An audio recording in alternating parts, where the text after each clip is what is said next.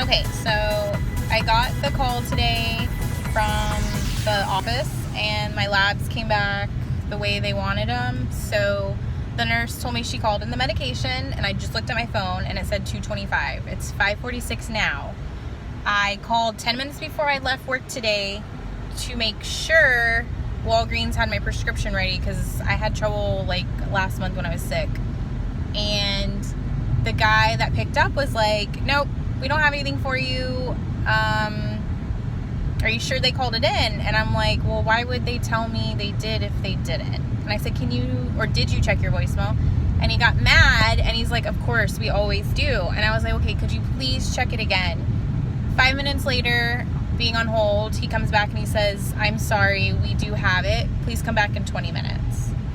So I was ready to kill somebody. I texted Ryan, and I'm not gonna like cuss, but I was pretty much using every F-bomb every other second because it's stressful and we are trying to get pregnant and it's day one of the first time to take the pills and the pharmacy's screwing up. So how am I supposed to feel? I want to just scream at somebody.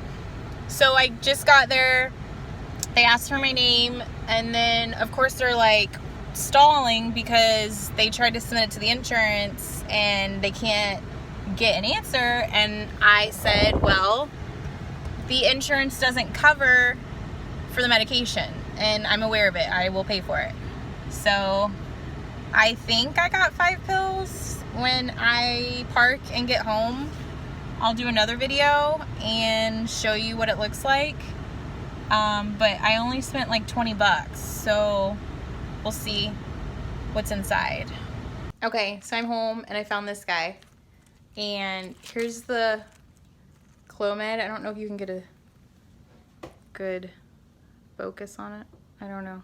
But it's 50 milligrams and I got 5 tablets and it was like $20. Then that's without insurance, if you wanted to know. And by the way, we just got home and Gadget almost scared us because I thought she hurt her back leg, but she didn't. And Gadget, say hey to your peeps. Come here. That's Gadget. Look. Look. Say hi. I forgot to tell you guys, when we did all those tests for Ryan, you want to take that over and tell them about your semen analysis being like all abnormal, but they actually were normal. And then the vasectomy guy put Ryan on all these drugs and steroids and estrogen blockers, and he didn't even need them. Well, basically, the first appointment I had was at a urologist, just a general urologist, and I'll get the terminology incorrect, I'm sure, but he initially said I had there's 3 things that matter with your semen: your count, your morphology, and your motility. I believe morphology is how they're shaped, and motility is how well they move. And then count is obvious. But originally they said I had a problem with my morphology, meaning the count was fine, but the sperm were shaped incorrectly, not good sperm. So I did another test a few weeks later, or a few months later, and the only treatment plan at that point was to quit wearing underwear. So, with the idea being that the extra heat causes the sperm to heat up and basically damages the sperm. So Doc said stop wearing underwear. So then I go back 3 months later and do another test, and morphology is good, but the motility is bad. So now it's just like a new problem, and we weren't sure what was going on.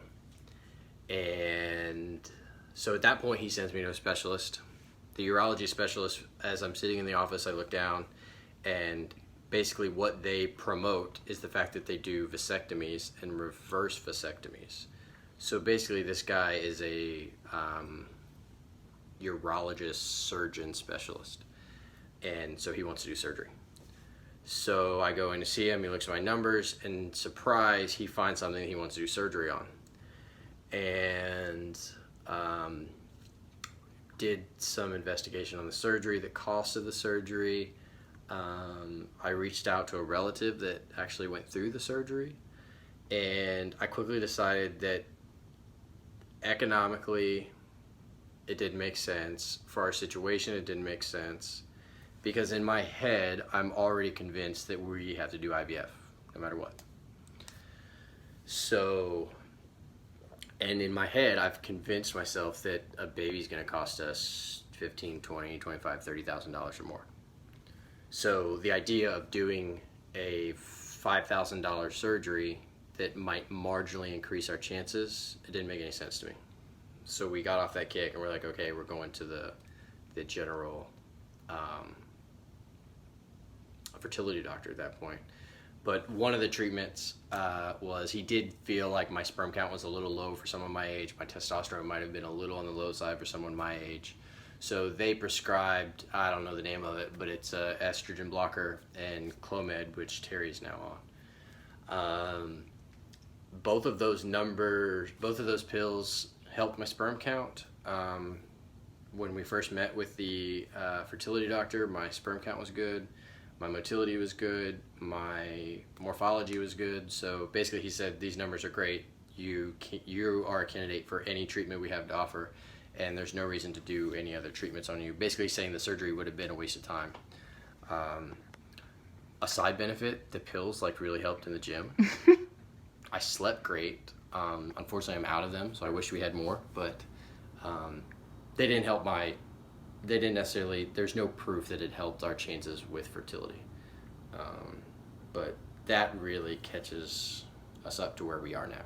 My numbers are good. We just can't make a baby. All right.